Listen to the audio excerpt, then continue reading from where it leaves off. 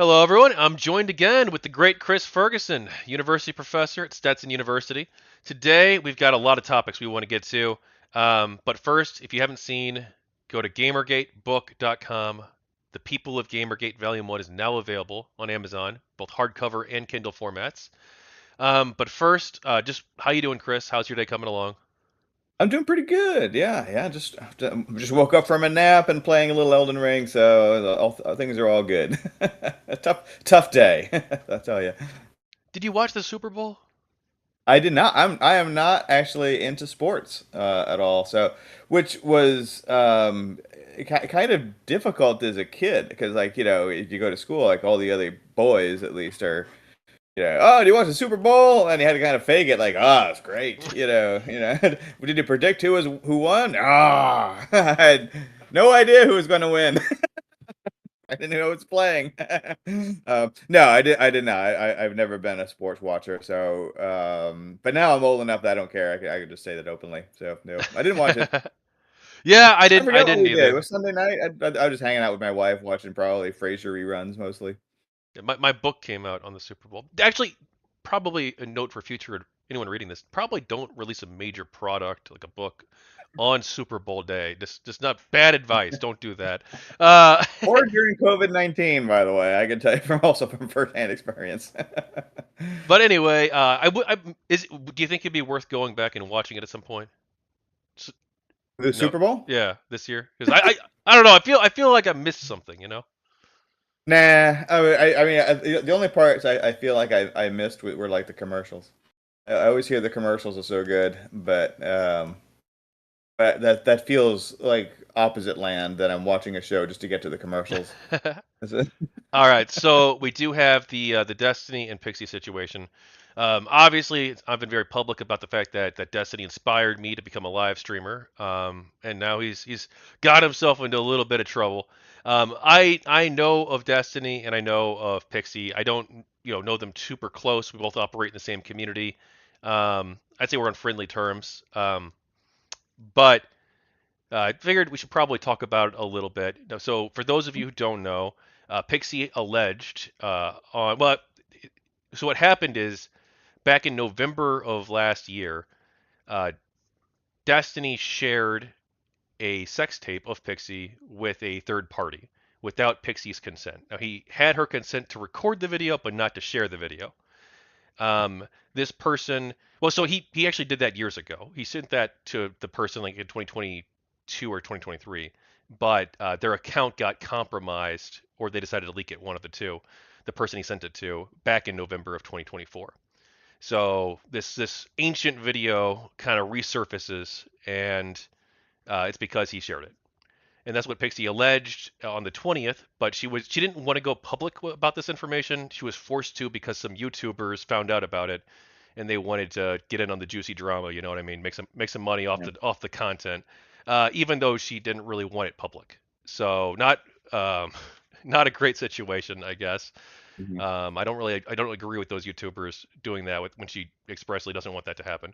Yeah. Um, but that does happen. So she makes a statement. She starts raising money. I've donated to her campaign because she's suing Destiny over the situation. Destiny puts out a statement the same day, a few hours after this information comes out, and he basically confirms her side of events. Except he does say that one of the DMs that's in his logs, but not in Pixie's logs. He alleges that she deleted that from her DM list of DMs. But it wasn't like materially relevant in the court case. Maybe it is, but like in terms of like the moral situation, it didn't change anything. But in the DMs that Destiny shows, he apologizes to her and he offers her he offers to try and make things right, and this was because a friend of theirs had recommended that he go that route. Um, but she perhaps took that the wrong way and took that as him Mhm. trying to like buy her silence. And he's like, "Well, no, I'm not trying to silence you, but I know you're on hard times, and your friend suggested that I help pay for law school or something like that, right?" So Right. anyway, complex situation. Um, I obviously think that you shouldn't share people's sex tapes with other people without their consent. I think that that's bad. Um, and Yeah. Cherry, she's another streamer. She alleges that that that Destiny supposedly had an audio recording of them having sex, but not a video Okay. recording. And she says that that she didn't give Destiny consent to record that file or to share it with anybody. But that's not proven yet. But she says that she's suing as well, and she said she filed a police report. Um, Gotcha. so yeah, no, I mean I disavow that behavior. I think it's bad. What do you have? You Yeah. have any thoughts on the immediate aspect of it, Chris? Yeah, I mean, so I only distantly know who Destiny is. I've heard the name and references to him a few times. I was not aware of Pixie before this. I've read some of the news accounts of this situation. Yeah, I think my take on it is probably pretty similar to yours. I mean, I guess I could be like the old dude, the grandma, grandpa kind of saying, well, you shouldn't take, nude images of yourself in the first place, kind of a thing. And there's probably an element of truth to that, but that having been said, absolutely agree. No, you shouldn't share them either. If you get, if you have one from a partner or someone shares one for you with you for any reason, obviously sharing it with a third party was a bad idea. Whether that makes him criminal or even civilly liable, I'm not a lawyer, so I don't know. I mean, it doesn't sound like he purposely or maliciously released the tape to the public, No, yeah, that's which not been alleged. That's yeah. it's yeah. So that'll be something for the courts to figure out is, does he owe her money and how much and all that kind of stuff. Then it sucks. I mean, I obviously understand the person, having these kind of intimate images revealed to themselves. That's really going to be stressful and really sucky. We've seen this happen to a lot of other individuals under different circumstances. I mean, the best thing I can say is like, obviously people survive this and their lives and careers do go on. So which is not to take away from the trauma or anxiety or stress that Pixie's experiencing right now. It's more encouraging. Like you'll get through this and you'll survive and be okay. And it sucks that this happened.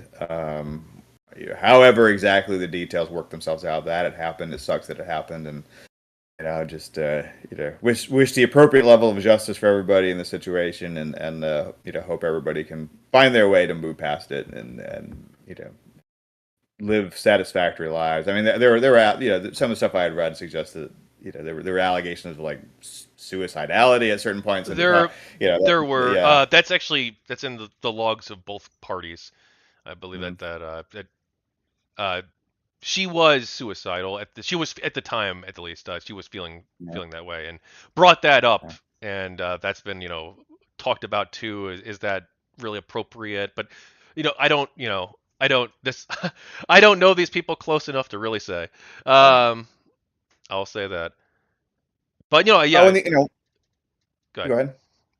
I I was mean, gonna say, when these stressful events drop, I mean, at the time, it can feel like the end of the world. Like there's no, yeah. everybody's paying attention. No, nobody's ever going to respect me again. This kind of stuff. And I mean, again, I'm not minimizing that reaction. It's more encouragement that you would be surprised what you can survive, and that to the extent that people aren't paying attention. And, I mean, I hardly claim to be every man or anything like that, but like I said, I'd never heard of Pixie before. Well, If I met her in any context, I I would was not have. aware of Yeah, her. I've yeah, yeah, I've seen her on some shows and stuff, and we've yeah. DM'd, but like Oh, sure, she's I've DM'd cool. her, but I've not. Yeah, she's cool, It but wasn't a shot at her. yeah. It's more in the assurance that 99.9% of the world, in a for her a positive sense, probably does not know anything about this Yeah. situation. And And yeah, I think she 100% can survive if she's whether she yeah. wants to be a streamer or go to law school Mhm. or whatever she decides to do. I'm sure she's going to be great at it. I wish her the Yeah, best of luck and hope we can collaborate in the future too. yeah. So anyway, there's a few other aspects of this story we can talk about kind of briefly. One of which is like this idea of okay, so we have this thing that happens. It's bad. Everyone agrees it's bad. Even Destiny agrees that it's bad. Um, is there a room for redemption and growth and learning from this, or is this like a cancelable thing? And I lean towards more the growth and learning moment aspect of it personally. Unless you've broken the law, society ultimately there's not much society can do, in my view. But what's your perspective on that? Yeah, well, I mean, I think I've been a pretty open and vocal anti-cancel culture person for years at this point. So yeah, no, I mean, I think in most situations, I mean, obviously there's we might think of the Overton window. There are certain people that are beyond the pale. The Nazis, pedophiles, this sort of thing. There obviously are some individuals for whom we probably would not offer redemption. But aside from those kind of extreme situations, I think in most situations you want to give people an opportunity to, like I said, learn and grow. um, maybe, yeah, I guess there's always a question around apologies, right? Because we see that in these contexts, a lot of apologies just make things worse, which is unfortunate. So, I don't necessarily know how to handle that, but, public apologies and that sort of thing. But, definitely I think we want to give people a chance to, you can't take someone who made a mistake at 30. I don't know exactly how old Destiny is. I get the impression he's in his early 30s or something like I that. think That 35. So this was like yeah. 32, like early 30s probably Yeah, when so I this mean, I happened. don't think we can say like he can never work again. He just needs to be homeless or something like that from this point out. That he made a stupid mistake. Unfortunately, we all make stupid mistakes in our lives. Hopefully not, this kind of mistake, but nonetheless, we all do stupid shit. And I think there should in most cases be some sort of road for redemption. I mean we've seen even these kinds of like Me Too kinds of cases. We've seen everyone from like Louis C.K. through well, Mel Gibson wasn't a Me Too case, but that was an anti-Semitism case, right? That people that have done horrible things that we've allowed back into polite society after a kind of year or two in the wilderness. And I think there's something to be said for like, yeah, a year or two in the wilderness, reflect on what you did, and then you make some sort of act of contrition, and don't do it again, and we'll let you back in again. As long as you're not a pedophile or an actual Nazi, or some, I don't know, done something, So murderer so maybe. I mean, we have that's murderers back into society sometimes. So well, that's something that's been kind of discussed too. So yeah, that how long sort of is the yeah, remorse period, right? Like yeah, so I so that's something that different content creators are like going to probably like come to different conclusions on, and some of them might some of them like Dan, they're talking to him still, and then other people are like, I'm gonna back off for now at least, right, and see where things go. But or what do you think? Like, is it just like is it what do you think of that of content well, I mean, creators? there's no like code of Hammurabi, right, about this sort of thing Okay. where it says like you do this and you spend 3 years in the wilderness, or whatever. So I mean, I think a Or lot of is this that works even the out. right? Is that even like the right? Because that is canceling somebody, right? Like kind of like if you're like, It I'm is not going to canceling work with someone, you. yeah. Yeah, that is. That absolutely is, yeah. No, you're absolutely right. I mean, it's not always clear what the right sort of reaction to these things are, and I think ultimately for like producers of media, that a lot of it is fairly organic, in the sense What of do the viewers want? yes, Yeah. absolutely. I mean, Louis C.K. is a great example of this, right? That he came back pretty quickly, within a year or two of his, cancellation or whatever else. He was back on tour, and there was controversy about that, and some people were upset about it, whatever, and then but people kept buying tickets, so it didn't really matter, in that sense. That I guess maybe J.K. Rowling's a good example too. She's been sort of out in the wilderness for years, but people keep buying her books, and and making her money from other content, whatever. So I think it is organic. I mean, I think essentially, the producers keep their finger to the wind essentially, and try to figure out when people are going to go back to a Mel Gibson movie again. And when they decide people are going to go back to a Mel Gibson movie again, then they start making more Mel Gibson movies. And he was in the wilderness for a long, long time, more than a decade, I think. Whereas other people spend much, shorter. So, and like I said, I mean, acts of contrition don't always work, right? Because we see people that try to make apologies, and at least at this particular moment, making a public apology oftentimes simply makes things worse. That the apology wasn't worded the right way, which is never going to be worded the right way. And that can make just things, horrible. So in some cases, some people might just say like, well, screw it, I did what I did and I don't take it back, and that might actually work for them. Trader Joe's is probably a good example of that, where they were just like, yep, we're just going to keep calling our stuff Trader Ming's, and Trader Jose's, whatever. And if you don't like it, don't buy it, and sometimes that can work. Elon Musk is another example that he's still a billionaire, whatever people think of him. So it kind of depends. It's very situation specific and it is very organic. So I think that, producers of media just kind of try their best to figure out like when is it okay to put J.K. Rowling's name back on a movie, which apparently it is at this point. Well, that's good. I feel like that's a good development. Yeah.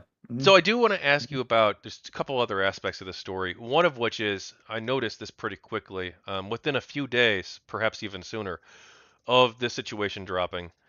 People were already starting to point fingers at people who aren't Destiny, and who aren't the people who leaked the video, or who made this public without Pixie wanting it public. Yeah. And that's people pointing fingers at. You probably don't know some of these people, but like counterpoints, not so erudite, Kyla, Ukrainian Anna, who I've interviewed, and Wick TV. Now these people, I've worked with them, or they've even endorsed my Kickstarter campaign, so I should disclose. I've heard Um, of counterpoints actually. Yeah. well, Erudite, Kyla, she hasn't endorsed the project or participated, but we've talked about setting something up in the future about collaborating. Um, but they almost immediately after this got accused of being like sweeping for Destiny or enabling him, and trying to cover things up behind the scenes. Now Mm. I've seen some of the coverage of this, from people like Queen Min and others in the community who have covered stuff like this. And I don't think it's accurate. I think that they're being railroaded by people who are looking for like a witch hunt to like, oh, let's get the next the person who enabled Destiny, the next Ghislaine Maxwell, trying to situation. And I feel like these people are being unfairly attacked. And what do you think of this? And obviously, if you don't know these specific people or the claims that were thrown around, then understandable that you don't weigh in. But I think that it was an injustice that occurred a little bit. Yeah. Well, I don't know them specifically, so obviously, I haven't seen their content, so Hmm. I can't comment on the content directly, whether it was fair or not fair or whatever. There again, I think you see people when they take, and I understand this is, these are YouTubers or other producers that are not mainstream news media necessarily, but you see this kind of argument around mainstream news media too, where people want news coverage of a story to sort of reflect their values, and the narrative that they have, about this particular story, and they can get very upset, if news media should cover a story in a different way. I've seen this. For some reason, I got J.K. Rowling stuck in my head, but we saw those some of the New York Times when they were covering, at least initially, well, probably still today too, when they were starting to cover some of the pushback against, sort of like youth gender medicine and things like that, and they were sort of pointing out that well, maybe the evidence base is not as good as people have advertised, about this stuff, and there was a lot of outcry about that. Again, that's not my area. I'm not here to either condemn or condone the New York Times' coverage of that, but yeah, there was that sense of almost trying to bully the New York Times and call them sort of transphobic for daring to sort of cover the other side of that particular debate. So I think there again, you're probably seeing the same thing that this is an issue that evokes this kind of 2017 Me Too narrative, which is understandable, and some people are going to only approve of coverage of that fits very nicely into that narrative, and any coverage of this that approaches it from another side, whether it's a pro Destiny side or even a both sides. Everybody hates both sides, right? If it dared to cover from both sides, then they get upset, and it's social pressure. It's all this is all kind of geared towards conformity. We want things to to fit the narrative that we want to hear. We don't like to be challenged. So I think that's what they're experiencing is probably similar things as the New York Times and other outlets cover in different contexts. So Yeah. And now, of course, when this happened, after I saw both of their statements, and I mhm. reached out to both of them about the situation. Make sure that they're doing okay. Pixie's doing okay. Make sure that get Destiny's side of the story, find out what happened. I put out my statement about that situation. I basically what I said here. I think it's bad. I think Mhm. that he needs to make things right with Pixie, and if the Cherry thing's true, then that just make sure things right with her as well. Absolutely. And they do owe recompense, if it's true, right? For sure, 1,000%. Mhm. And the Pixie thing, he doesn't even deny that. He did confirm that it's Yeah. accurate. So anyway, we saw my statement basically, and you can read it on Twitter if you want to. But Brianna Wu, anti-GamerGate person, one of the chief GamerGate critics, had also put out a statement. Have you had a chance to review that at all, Chris? I I don't can think I read it saw. real I don't remember quick. if I saw. Yeah, I Yeah, go can ahead, read it, just please. read it real quick. It's not that long. She says, and I should point out that, well, I'll qualify it later. I should. Here's what Brianna Wu says. I should probably be smart enough to keep my mouth shut about the whole Destiny and Pixie lawsuit. But here goes. I care about both of them. Pixie is a good friend and someone I've worked with on several projects. She's seriously talented, fun to work with, and complements my skills in a way that makes collaborations really rewarding. Before this all came up, I had planned to hire her for an upcoming project, and I'm sticking with that decision. So I just want to, it's a little odd way to Why? I phrase guess that. why wouldn't you? Right. Yeah. Right. Right. Well, I've heard Well, I assume you would. Yeah. yeah, I don't think it's a she did little anything fireable. yeah. Well, and some people have perhaps uncharitably, like Queeman, he when he read this, he read that as being her saying, even though I Destiny, see. my rich Okay. and influential friend, leaked your sex tape without your consent, I'm still gonna hire you. That's how he read it. Was that being too Okay. uncharitable, or? I think so. Mhm. I think we have to be aware that people's wording choices are not, if we're going to go into with the mindset of dissecting everybody's wording choices, I think, if we're concerned, you could ask a question about clarification, like, okay, here's what I heard you say. Just want to see, is that what you meant? And give them a chance to respond to it. I think, we leap from 0 to 11 in terms of high dungeon, very quickly when we hear, people say something. The comma's in the wrong place. It wasn't an Oxford comma. I dare you. So, again, I think the way she worded it, I understand. Like I said, my first reaction too was sort of, well, why wouldn't you? Well, why wouldn't you keep, that does that I was interpreted as like, oh, how brave, it's nothing. There's nothing remotely. Yeah. Somebody was a victim of a crime, but I'm not going to fire them. Like, why would you? Yeah. So I mean, that was more my interpretation. But like I said, I mean, Yeah. if if you are inclined to follow me around 24 hours a day, 7 days a week, will you hear me misspeak something? Sure, of course. And Twitter is not the a highly sculpted outlet that people are very careful with their words in general. So again, this is, I think, a situation we can be generous Yeah. and assume that Brianna didn't mean anything, it didn't mean as a snip towards Pixie, in this situation. I mean, maybe she did. as much yeah, as That's why I much say, if you want to follow up and ask her a question, but I wouldn't leap to assume the worst, most ungenerous conclusion, that you could as possibly come much up as with. as much as I dislike Brianna Wu, I agree with you. We should be a little charitable here. I'm always Anyway, amazed how these people all know each other. How does everybody on YouTube know everybody else on YouTube? I mean, if you ask me about, oh, this is like psychology professor over, I don't know who the hell they are. We're not like good friends that are collaborating. It seems like in the internet space, everybody's good friends with everybody else. It's like there's tens of thousands of you people. How are you all good friends with each other? I don't get it. I have like a handful of good friends. Maybe I don't know, a couple dozen really, acquaintances who I know sort of well. well, I'll very briefly finish her statement, just so we can, Sorry, I cut No, you no, off. you're included in the book. All right. She says, for the record, she continues, following through on this hire isn't me taking sides. I've made it clear to both her and people close to Stephen. They both deserve their day in court, and I'm not here to weigh in on what's ultimately between them. I've offered no opinion on this action privately, and made it clear I cannot. I just want to be honest about where I'm coming from. Adulting can be awkward like this. I do hope people let the legal process play out instead of turning this into content or drama. Well, too late. It's a serious situation for both of them, and they both deserve better than the avalanche of shitty clickbait sure to come. Well, I do think, though, I will get one little snipe in here, Chris. I will Go say for it. that I do think that Pixie deserves better bosses. that people who put out statements like this, uh, and Yeah. then don't take sides when Destiny's already confirmed that she's telling the truth.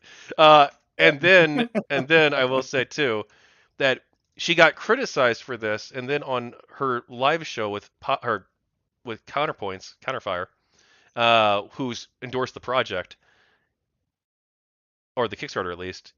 She Yeah. says that basically she didn't actually look into the situation before she made this post. Gotcha. So I don't know if that's true or if she's just saying that because like it was poorly received. But Yeah. I guess we'll just take her at her word for now. But yeah, no, I mean just I thought Mm. that was a weird statement, and I thought it was worth bringing up as it's GamerGate. She's a anti-GamerGate Yeah. person.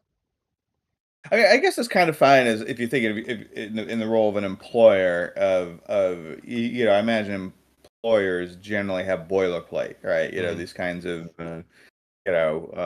we can't comment on personnel matters. We, have referred all concerns to law enforcement as required by law. We hope that all parties, get their day, like you say, get their day in court. So now, again, I sort of perceive this as a much looser situation than I guess a real employer. I don't know, but No, I don't know yes, the I would specifics assume it's a much in looser situation. I was more sniping than anything else. But All I right. wouldn't be shocked if that most employers, if there's a certain wisdom to not opening your trap in the middle of a legal case, lest you end up in discovery, kind of a thing, so but I mean, but I suppose there's also the question of did she need to then release a statement at all, if she was, 'cause that's kind of my impression. It was a no statement, to a Hmm. large degree. And maybe, I don't know. Was the world waiting for Brianna Wu to weigh in on this? I don't know. I mean, I'm actually kind of I asking. don't I don't. I don't I'm not sure they are. So is there anything else you want to say about the Destiny and Pixie lawsuit? No, I mean, it's interesting. Like I said, my only thought is, I hope that justice is served, whatever that means. I don't claim to have any inside knowledge of what happened or transpired, and just hope everybody's mentally well, and just wish everybody the best. All right. Well, No, let's my go. own no statement. Let's go. Well, the world was waiting for Chris Ferguson, so let's Yeah, go. absolutely. Well, we guys is going to determine the course of these people's lives. All right. So ABC News, we've got this. We're not going to play the video because it's for a book interview, so I figure it's better if we just kind of. Well, first off, you saw the ABC News interview. It's about 8 minutes Yeah. long. It got 8 minutes I won't get back over of my 93. life. Yeah, it wasn't very good. It's titled "What It Feels Like to Be a Gamergate Target." This was a segment Yeah. that aired on TV and then was uploaded both to ABC's website and to YouTube. It got 93,000 dislikes on YouTube compared to only 3,300 likes before YouTube Really? turned off likes and dislikes. There's also allegations in the comments section that several comments have been deleted by ABC News supposedly, including by John Total Biscuit Bain and by Shoe on Head. ABC doesn't Mhm, seem to have commented on why they were censoring comments, but mhm. I guess sort of to give a general, why don't you, as the more neutral party, I guess, share your very initial impression of this 8 minutes of ABC News? Yeah, I mean, it was definitely a throwback. It was like a time travel machine to a decade ago.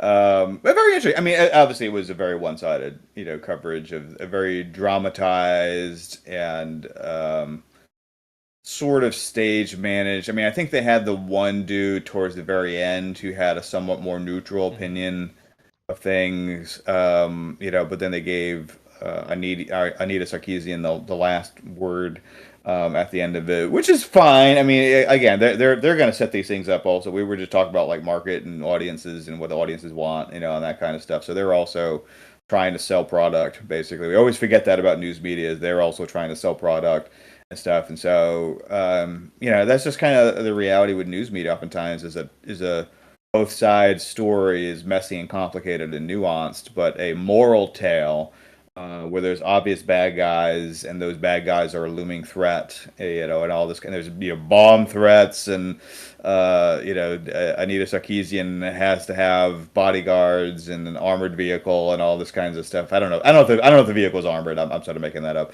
It might have been or it might not have been that she was escorted to. Yeah, it's very very dramatic, sort of thing. And that's not to take away that I do believe that she experienced some pretty bad shit, back there. But we've discussed this before, in terms of the way it was portrayed and portrayed in the video was this kind of massive mob of like evil misogynistic gamers as opposed to like a couple nut jobs on the internet, which I think turned out to be a little bit closer to the latter than the former.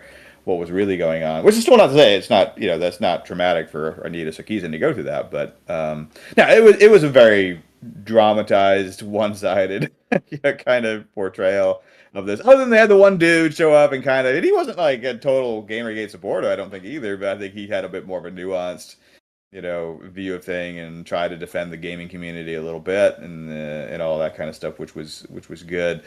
But that was at the very end, of the video, and it was after they, kind of made a lot of references to, threats and all kinds of other stuff that was going on at the time, and yeah, it was drama. It was absolutely for the audience for that was the ABC, right? Yeah, ABC, yeah.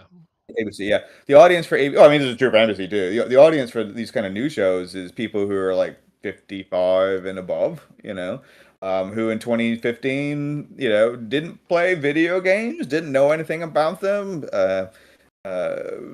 Even then was skewing to liberal progressive, that kind, particularly for ABC or NBC. So that's what they wanted to hear about was misogyny's bad, gamers are bad. This is a widespread threat.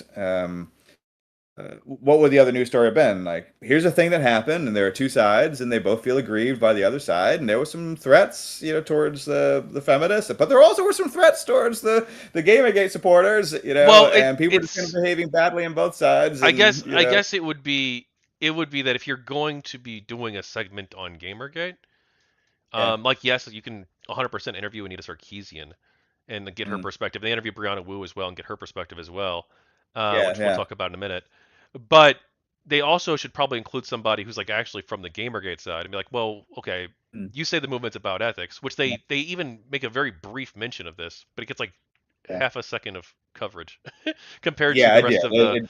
They Yeah, say, um, really Juju, snowballed. I yeah, think was Juju like, Chang yeah, says, yeah, they say the harassment became part of what is known as Gamergate. What started as an online spat about ethics in games journalism quickly escalated into a full-blown culture war.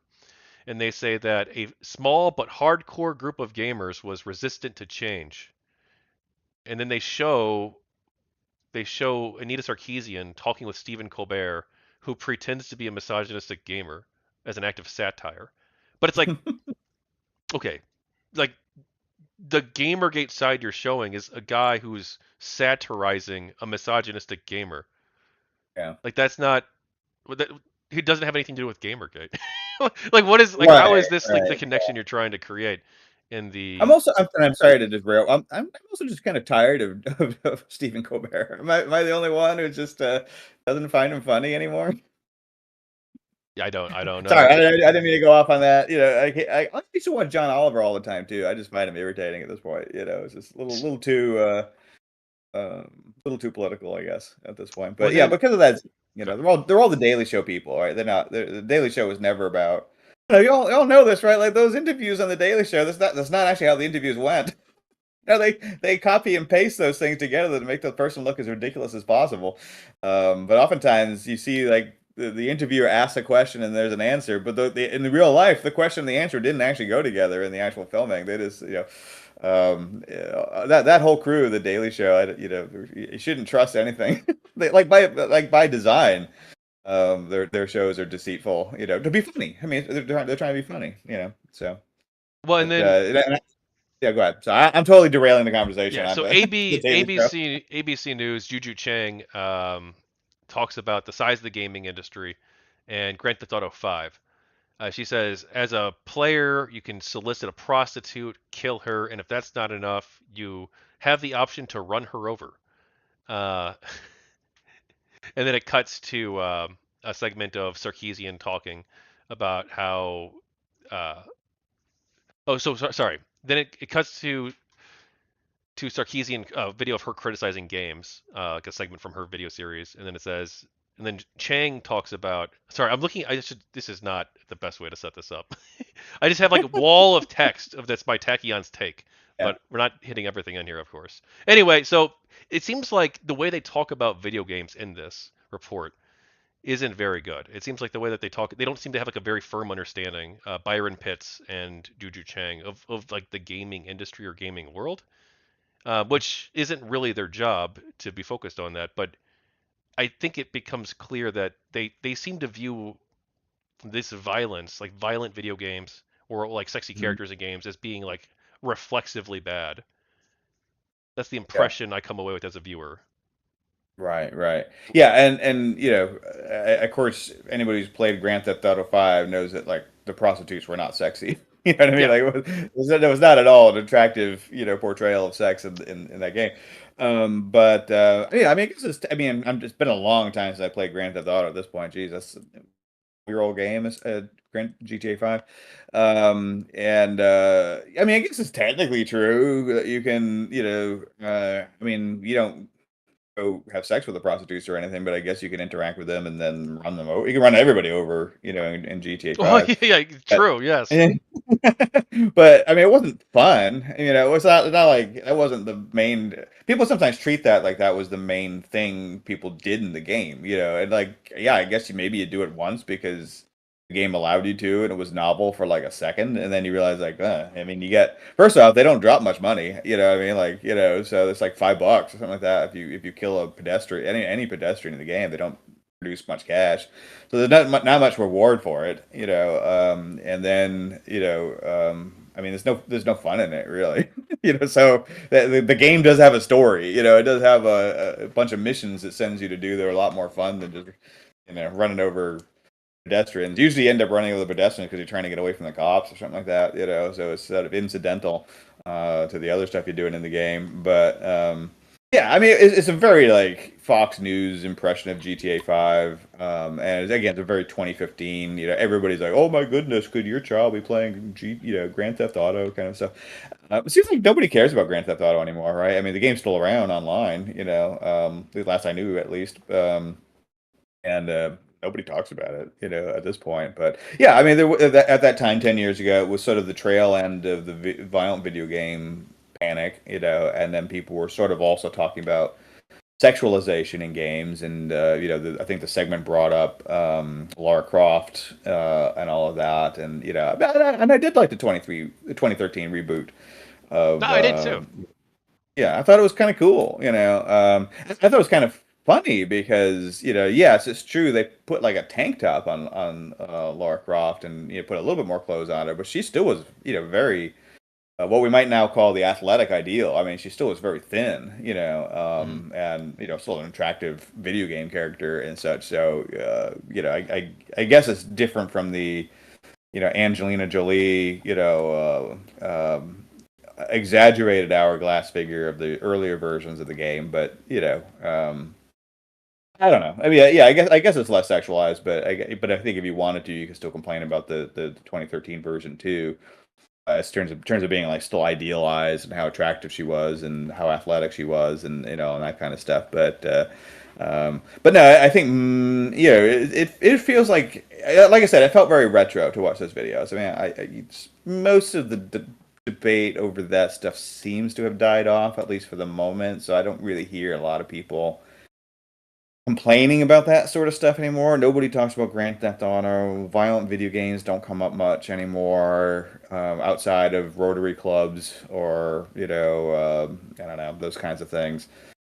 And even like the sexualization in games, maybe in very progressive spaces, you might see people still complain about them. Maybe some aspects of games journalism, but there doesn't seem to be a lot of real energy around that. And I don't know if that's just because enough games came out with more Well, now there's like right well-rounded wingers female who, characters. there's like the Gooner Oh Gate yeah, right yeah, wingers that's who true. hate Yeah, sexy characters, we but they're a we talked minority about too. Like that too. I don't, yeah, they're a minority as well. Yeah. Well, that's traditionally more, like a right wing thing, right? Concerns about porn and sexualization and all that kind of stuff. So, in fairness, I mean, that was always much more of a right wing value. So it's and weird in some ways to see, quote unquote progressives, starting to take an anti-free speech line or an anti-sexuality line.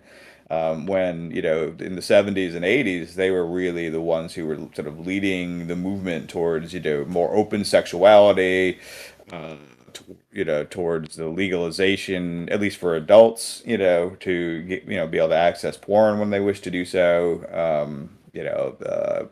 Relaxing standards for television and movies, and all of that. And then they seem to. I mean, there's always that second wave feminist movement that was opposed to some of that stuff, but it seems like in progressive political spaces, this kind of like pro censorship argument had gained much more steam over the last decade or so, than I would ever have expected, 10 or 15 years ago. So we do get interviews with Sarkeesian and with Brianna Wu, and I want to give them a chance to sort of explain their version of events. Mhm. So in Brianna Wu's interview with ABC News, she talks about how she fled her home from the harassment that she says that GamerGate was responsible for, and she says that uh, it's terrorism on women in the industry when referring to GamerGate. Uh, do you have any thoughts on Brianna's portion in the interview and her story? I imagine that, and because I've seen other women in other places talk about this, I mean, first off, I think anybody, that's in the public sphere is going to end up receiving, messages that are unsavory of various sorts, whether they're men or women, are going to, receive hate mail, essentially. Um, Now, I mean, there have been some analyses of like harassment, and like the Pew Research Center did this, which is, kind of looked at like men and women's experiences with harassment. And what they basically found is that, men actually experience on the internet. This is just sort of general men on the internet. Actually experience more harassment than women do, but women do experience more sexual harassment. So that's probably not a shocker, Mhm. So I absolutely buy the argument that in general, and I remember hearing or reading, what was her name? Oh God, I can't believe I'm blanking on it. But the lead singer of Churches, the band Churches, for Mm, anybody who's familiar I with know them. that. Yeah, and I'm blanking on her name, which is embarrassing because I really like them. But she wrote an essay like probably 10 years ago talking about like, and having nothing to do with Gamergate, having nothing to do with, any kind of culture war, just saying, that this is something that women have to put up with quite a lot when they're in the public eye, is that they get a lot of, they're douchebags out there. There's nothing nothing surprising, I mean, like, so they get a lot of like sexualized, ugly, awful mail, sometimes. And I think what happens is some people like the Madonnas of the world, or the Taylor Swifts, have people, right, who read all this stuff for them and just delete the stuff that's garbage. And so if you're high enough, then you have employees who screen this stuff so you never see it and you're never stressed out about it. You don't have to worry about it. But if you're at the level of like Sarkeesian or Brianna Wu, who's in the public eye but not rich enough yet to be able to hire these people, right? Then you see it, and it can be, incredibly, unpleasant. So I think they're in enough of the public eye that the world's mentally ill are going to write to them. You know what I mean? And Yeah. that sucks. Absolutely, that absolutely sucks. And that shouldn't happen. That, whatever their political stances are, they don't deserve to have that happen to them. They didn't ask for it. It sucks that it happens, and hopefully they're either have those people to read those emails for them now, or, I don't know, or died off because they're not as much in the public eye anymore. But Actually, this might be worth talking about briefly. Brianna's story, um, sh- she says that it's still happening, right? But she also says that there's a lot of other groups that are attacking her too. She says that that like the that so now for the readers who don't know, Brianna Wu has become an anti-woke liberal who wants to build bridges with conservatives. Mhm. Um, so like now she says that it's actually the woke people who are attacking her and have become the new Gamergate. She has sounded pretty sane when I've read her on Twitter, at least, and I guess I don't follow her, but occasionally her stuff comes across my stream. Um, uh, Less so now because I kind of switched from the for you to the followed thing on Twitter. But still, sometimes people will, quote retweet and that kind of stuff. So I sometimes see her stuff from time to time. And yeah, I mean, I would say she has had a move towards the center. Still center left in her opinions, but even on issues like trans issues, I think she's kind of moved in the direction of trying to sound sane, I think, which is a different thing. And then, yeah, I mean, that's what happens, right? Is now another different group of mentally ill people are complaining, about you. But most of us, right? You have to understand, like most of us. Let's say, I don't know. I'm trying to think of an issue that I'm passionate about. That's probably part of the problem. I'm not very passionate about a lot of things, but I don't know, cupcakes. Somebody tries to outlaw cupcakes, right? Kind of a thing. And I love cupcakes. You can ask my wife; she'll confirm this. If somebody tries to outlaw them, I'm like, that sucks. It shouldn't happen. I'll sign a petition, and that's it. I'm too lazy to do anything. I'm not gonna write to the person. You know what I mean? Or if I did, it would be a polite email Yeah. saying like, "Look, maybe you haven't had a cupcake. Maybe you ought to try." You know. But probably it's just too much effort. And nothing's gonna come of it. You know what I mean? If they're that passionate about cupcakes, trying to talk them out of it. Or about hating cupcakes, trying to talk them out, it's not gonna help anything. So you have to really think. I mean, the people that are gonna do this, who are actually gonna write to you and tell you how they want you to burn in hell are on some level of crazy. I mean, it's just a matter of are they slightly crazy or are they really, really crazy?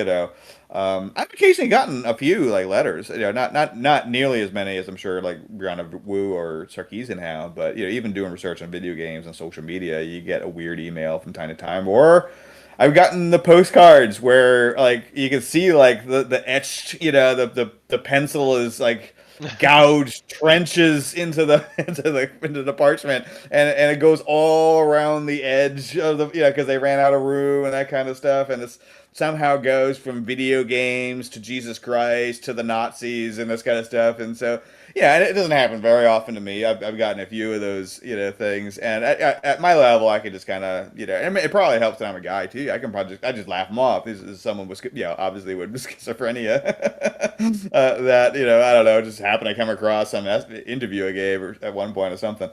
It's easy to laugh it off, but if you got like, dozens of these a day, or through email or regular mail, threatening your life or threatening to rape you or threatening your family. I totally get it where that would be traumatic, and horrifying, and again, that doesn't mean that those folks are right about whatever issue or wrong about whatever issue they're talking about. It's just, I think, a facet of being in the public eye. I think, and so my point being is, I think when we hear these situations, like, oh my God, I criticize games and now, on TV, very publicly, and now I'm getting hate mail. It's like, well, yeah, you're on TV. That's what's going to happen is you're going to get hate mail if you're on TV, and that sucks. You shouldn't. Doesn't mean you deserve it, but it does happen, and that's going to happen no matter what you do. As what we're seeing with Brianna Wu, she complains about games, she gets hate mail. She complains about like youth gender medicine, she gets hate mail. Right? It's just what Yeah. happens. So Lauren Mayberry, right? With churches. Yes, thank you. Oh, I would have spent all night not being able to pry that name out of my Though, head, but yeah, though I, Mayberry. obviously, I'm not neutral towards people harassing Brianna Wu. I think it's bad. Right. But at It's the same, not a hard position to take. yeah, Yeah. yeah. Though I do think it's also bad when Brianna Wu uses her position that she's Hmm. gained from all of this to harass and harm other people. And I'm writing about that, Okay. and that Takyon's take on harassment. So yeah, like when she got Troy Levitt fired from his job, and cost Nolan Bushnell his GDC Lifetime Achievement Award. And when she spread Mhm. misinformation about Total Biscuit being a transphobe and Yeah. supporting harassment against her, and she claims that the entirety of GamerGate is a harassment campaign to destroy her life. Yeah. And I when she also remember. spreads false accusations, makes false accusations against food shops and other political live Yeah. streamer, and falsely accuses her of harassing her and sending her community after Yeah. her, The one I and remember. and does the same thing to the sad puppies people. So like I don't know. Yeah. I feel like there's a long list of victims here, and it should stop. Yeah. Yeah. And I think someone, Well, the one I knew yeah, of is I'm trying to hoping that I'm remembering this right, so I'll apologize in advance if I had this memory wrong. But I believe she also was accusing Jesse Singal of harassing trans women online or something like that. I haven't seen You that one, know, but if you have yeah. evidence of it, I'll take a look. Well, I'm trying to remember. It would have been something that they would have mentioned on their podcast, Blocked and Reported. They being Jesse Singal and Katie Herzog. I think it was again. That's why I think, as you know at this point, my memory is Swiss cheese. So I'm hoping I've got these details right, and I'll apologize in advance if I didn't get them right. But I believe he's mentioned her making accusations towards him that there's no substantiation for those accusations. Why But I would be interested yeah, in hearing Jesse's story and giving him a chance to tell his story as well for the book if you'd yeah, like.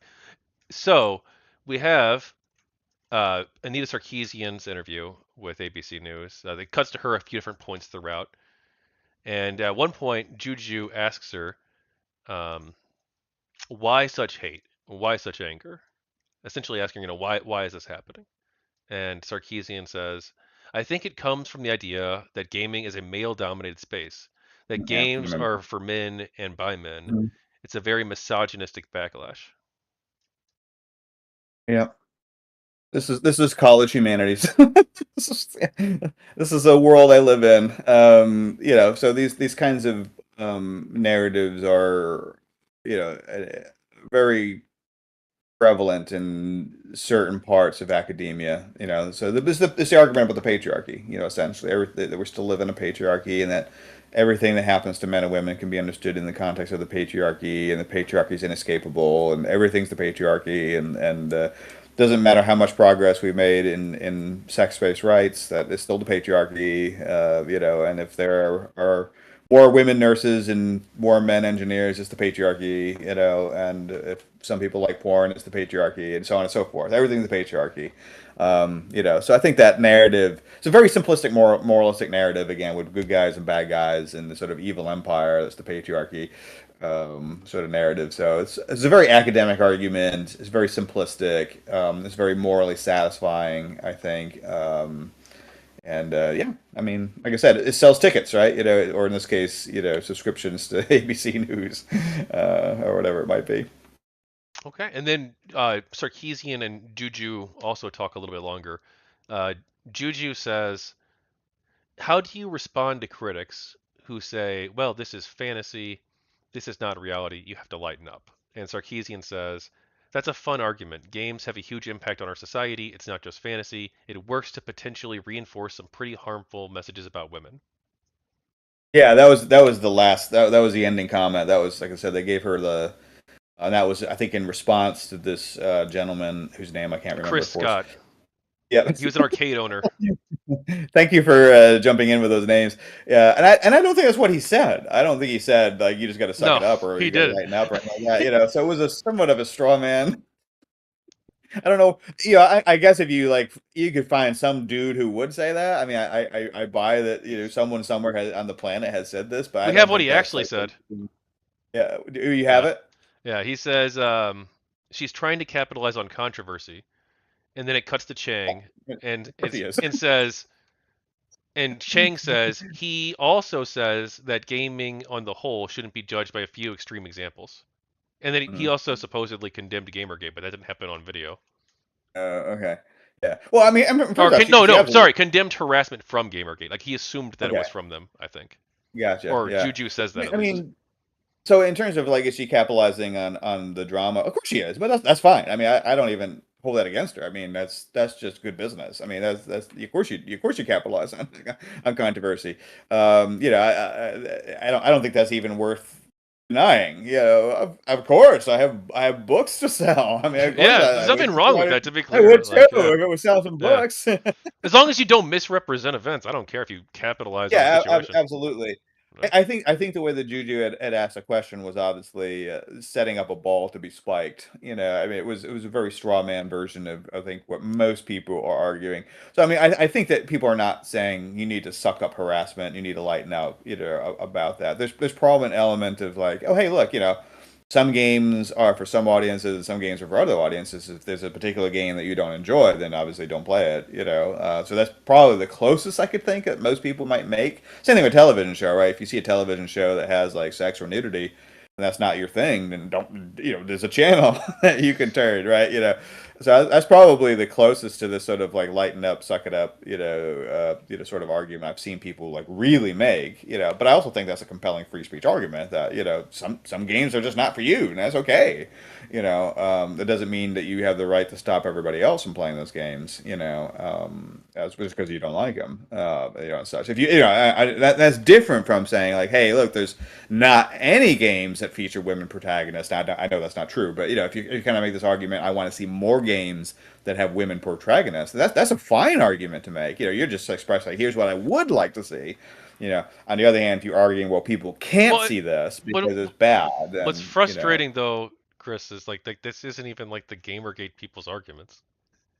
yeah. Like No, some I of know them, this has nothing to like do with his no, argument. Yeah, I know. but it's I'm like aware of that. yeah, it's I supposed to know. be a I know. GamerGate segment. So you're supposed to, like, but they're talking they're talking about like, Oh, what I do you think know. of I know. these mean culture war people who are criticizing you, Anita? Yeah. Like, what does that have to do with GamerGate? Well, everybody forgot. Like I said, I mean, if anything, the fact that they covered it for 10 seconds was remarkable. But because everybody forgotten about the original, Yeah. arguments that came up with why GamerGate, started and stuff. By that point, by 2015, I'm surprised that they even bothered to mention it for 10 seconds. Because that whole part of the narrative was gone, long gone by then. But then she kind of gets into this, argument and which is unfortunate because, as I've said, I sort of liked her initial video because it was fairly new. I know a lot of people don't like it. That's fine, but I liked her initial video because it's fairly nuanced. And already by 2015, she started to make these kind of causal arguments of like, watching these games or playing these games is going to have this sort of societal outcome that's detrimental. But there wasn't evidence, it's a unsupportable argument of causality that she was making, about games, that we knew then was at best shaky, and certainly by now we know that that was false. That games don't have that kind of impact on people. So it was unfortunate that she used that moment, that platform, to make this kind of causal argument. And I didn't realize she had already started making that as early as 2015. That those kinds of arguments, because we know she has since then, but I think that became the sort of downfall of her position, is that she had a lot of the upper ground, if you will, coming out of 2014 and into 2015. But once she started making unsupportable causal arguments, I think that gradually eroded her support, to some extent. Like I said, I think she had one, maybe two good videos in her, and should have moved on to something else. And I think if she'd done that, it would have worked out maybe a little bit better for her. Which I guess maybe it's kind of like what Brianna Wu did, right? I mean, she kind of was in Gamergate for a while. Then she ran for office, and now she's doing the trans stuff, and so Brianna Wu has moved around a little bit more than Anita Sarkeesian has, at least from my casual observation of what she's been up to. But I don't know.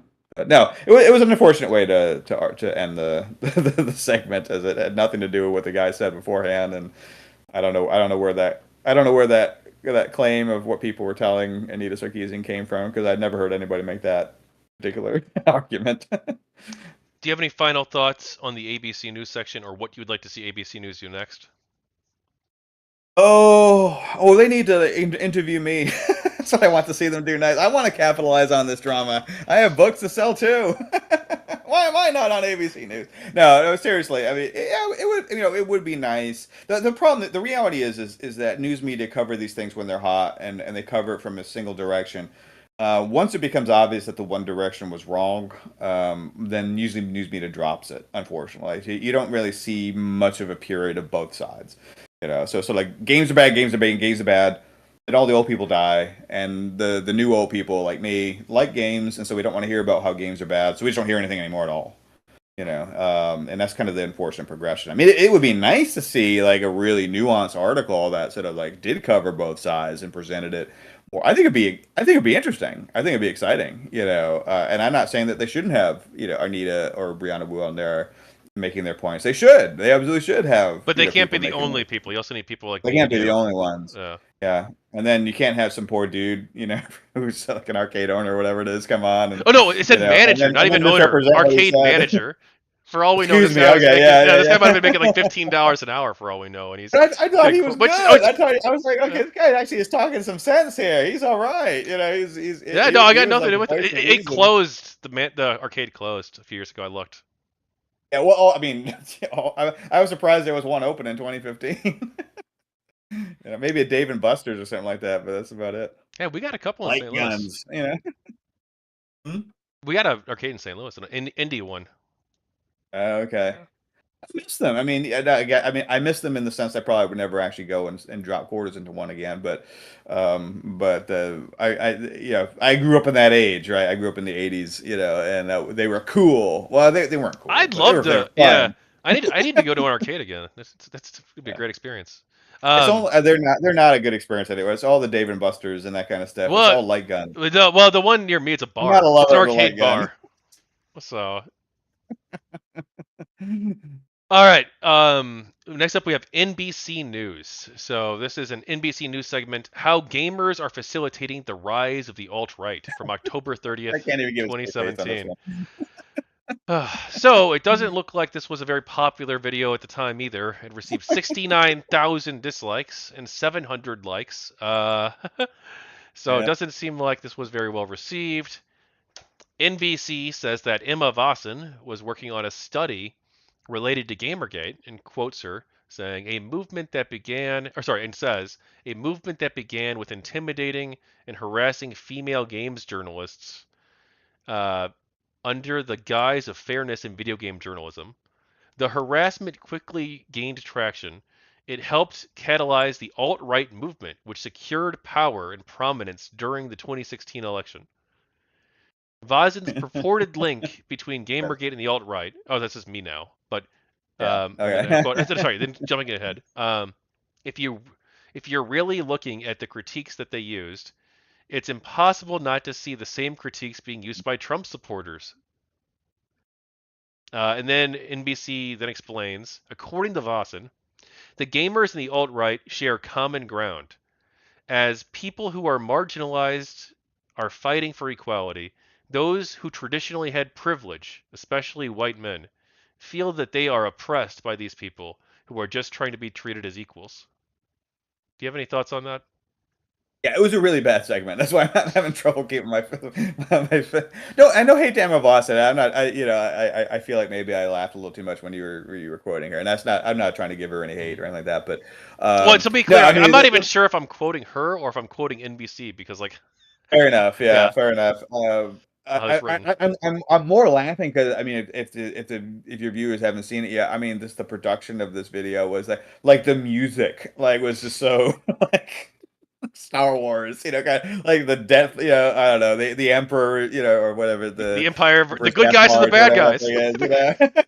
It was just so like over the top. It was just like, oh Oh wow, my these god, people are wait, this really is so good. Okay, all right, so so then they play a clip of a racist Overwatch player, or an Overwatch yeah. player They is got being these like racist, random guys.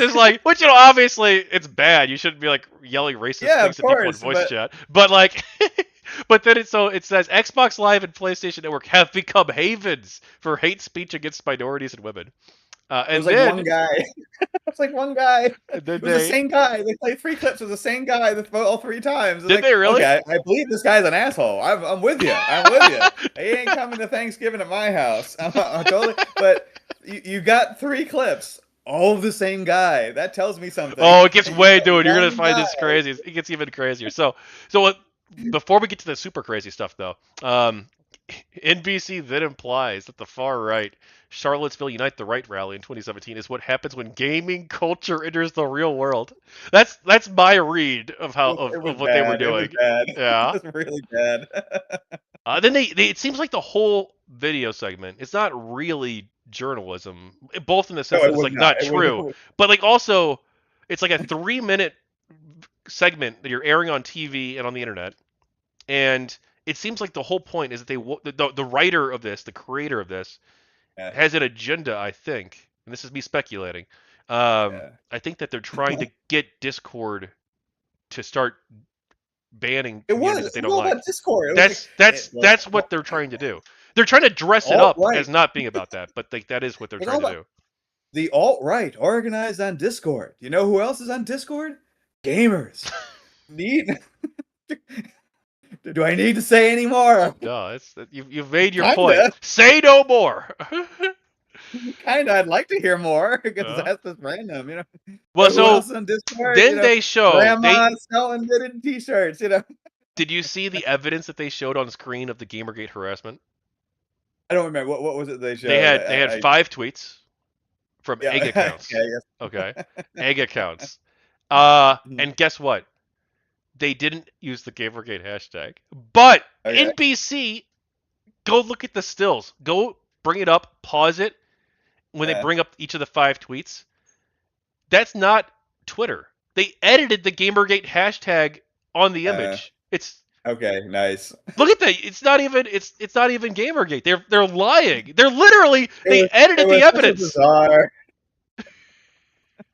Because it would show like because they showed like what the Charlottesville Yeah, tragedy they where they even showed the car backing away with the damaged bumper. I thought it was horrifying. I mean, it was like oh my, like, a woman died. It was yeah, it terrible, was obviously and it horrible. was all like, and what did they say? Like, did they even say that he did he play a video game at some point? Oh, I think They were did they they say were that? like you know what he played video No, games. they I said, did, of right? They course did he say that. I did. He's think a they talked 25 about year old dude. I mean. yeah, he played video games like once and then like oh yeah, Yeah, it was so I stupid. know, It was yeah. and Oh then the right, yeah, NBC yeah, one yeah, was yeah. like, So here it's NBC interviews an unnamed person. I know whatever. I don't care that much. You're correct. That did happen. Next up, we have United Nations Dispatch. So, oh sorry. Anything else you want to say about NBC News? well, it's just I mean, then they get like the Southern Poverty Law Center in there, who are I mean, I used to think they were like legit. Now more and more they're awful. They're terrible.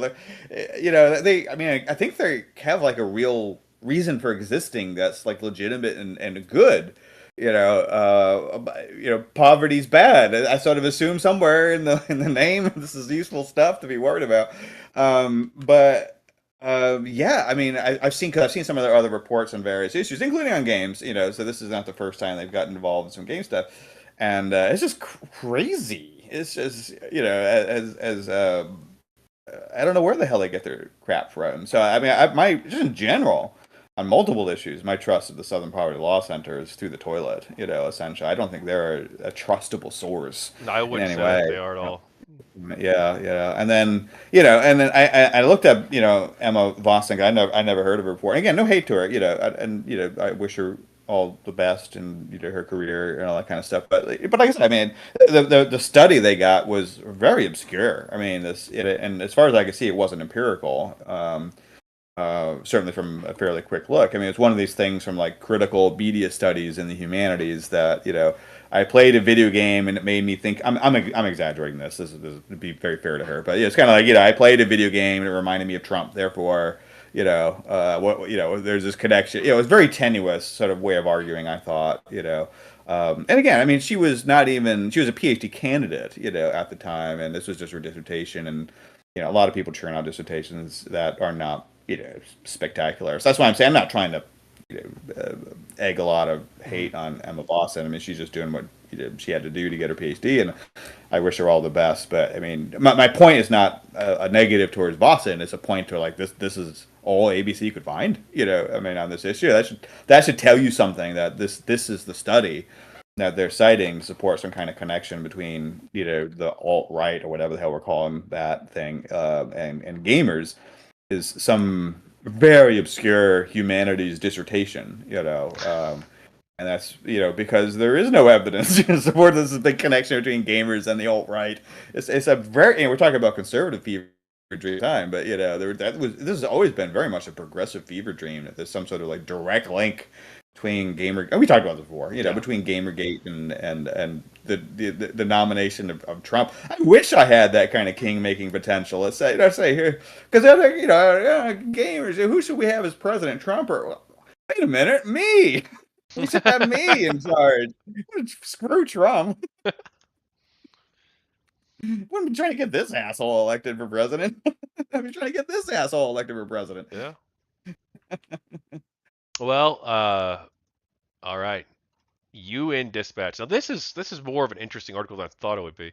I was expecting it to I be saw that like, one. I got to so it's a guest opinion piece for UN Dispatch, which is not affiliated with the United Nations. It's a Yeah. private group, but they cover the United Nations. And for those of you who don't know, quick backstory. Uh, Basically, Anita Sarkeesian and Zoe Quinn, they went to the United Yeah. Nations to talk about their harassment stories. And the United Nations released this cyber violence report that basically everybody in the world said was awful. Apparently, they didn't even like they had terrible sourcing and stuff like that, and they were calling for censorship and stuff. So everyone hated them. Like even people who were in the more social justice camp thought it was a bad report, from my understanding. Yeah. And It so was it wasn't bad. just like, yeah. So Yeah. everyone was like, "Whoa, this is terrible. Like this is not good work." I don't Yeah. know that much about it personally because I didn't. It's not really GamerGate related. I don't even know if I don't think they even Yeah. talk about GamerGate in it at all. I did like a quick Control F and then find it once. So, um, Yeah. yeah. So then after that, the United Nations tries to create this this hashtag called Take Back the Tech, and we could pull up here exactly what. Sorry, bear with me a second. Yeah. I think, by the way, this I was just talking about, like, hate mail and all this kind of. I think that report was one I actually did send an email to them, but to be clear, it was not one of these like I know where you live and I'm going to firebomb your house kind of emails. It was, polite. You might be interested in some of this research over here that you somehow don't know exists. Yeah, it was a bad report. Just because they obviously didn't know what the hell they were talking about in a So, very very blatant way. all right, so we got this head talker here. So the campaign was to get people to tweet on this hashtag Take Back the Tech. And here, I'll link you this too if you want to take a look at her. I'll just post it in the general channel in the Discord. There you go. Gotcha. Okay. But what this would do is like a thing where everybody kind of signs up for this list, and if you're on the list, then on a certain day, it'll tweet something on your social media pages, right? Twitter or whatever it happens to be, and then Yeah. it'll make it go viral. A lot of GamerGate people did stuff like this too back then. Um, Yeah. but this one here was supposed to have everybody on October 9th tweet out, what impact does online violence have on women and girls? Use hashtag TakeBackTheTech to contribute examples to IGF 2015. So this was their campaign. Some people in Gamergate, including myself, I guess, decided that we wanted to take over this hashtag. Uh, I had tweeted on it at the time. So did other people that I've interviewed. I'll, Uh, I'll even read out a few of these. Actually, before I read out what some of the Gamergate people had to say, do you want to share your yeah. thoughts on this hashtag here and their campaign? I I don't think these are ever a good idea. And the main reason is because you're going to get a lot of garbage from this sort of stuff. I mean, I think we saw this in 2020 with the Black Lives Matter, where everybody was, doing the same thing on social media, talking about like racist incidences that they had experienced. The thing about that is the reliability of internet anecdotes is very low. So what you're doing is you're encouraging people to lie. So now some of the cases might be true, but what you're going to get is like, look, we have 10,000 people who say that they have had horrible incidences online. The problem is, I don't know how many of those 10,000 are true. Is it five of them are true and the others are all lies? Is it that, half of them are true and half of them are lies? Because we know that if you allow people to do this stuff, you're going to get a lot of lies.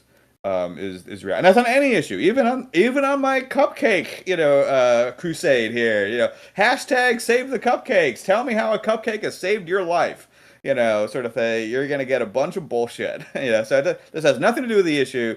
Even for issues I love and think are great issues, that trying to get people to supply anecdotes on the internet is a recipe for garbage. Absolutely. So I don't think any of these sort of appeals to hashtags are useful. And even in the situations where we've seen some of these things be a big deal, like Me Too, or like Black Lives Matter. The result has not been good. That approach created as many problems as it did, awareness. I mean, can we say that Black Lives Matter did anything good for the U.S.? I don't think we can. And Me Too's maybe a bit more of a mixed case. I mean, it's good that we're Well, paying attention, I to don't harass women, but I don't you want know, to. Yeah, I think the like I don't know if Black Lives Matter's impact might be like overall net negative. Um, yeah, I think very but clearly like negative. but that's I don't want to talk about this because it's not GamerGate related. But like but like I, really I quick, I will say be I derail fair. all the To be time. fair, like I think that like there are like some policing changes that can be good, like body cameras. I think that's a good thing. Sure. Oh yeah. Yeah, Yeah. so like any police departments that did implement good reforms, like I'm fine with it. Good, Yeah. yeah, it's good. If it's Yeah. like bad reforms are scamming people, then like no. Uh, so anyway, is Yeah. it worth More pointing? murder is bad, I would say. More murder is bad. Yeah, that's Oh, bad. Um, so so it's destroying the trust in our institutions, like this 1619 moment, and we didn't need all that stuff. To be yeah. clear. So anyway, is it worth pointing out briefly? This campaign doesn't seem like it was a big fiery thing really to begin with. On October 8th, 2015, it had 14 of 25 people had 14 people had supported the campaign. And then Okay. on October 9th, the day it launched, 49 people had with 2 hours left to go.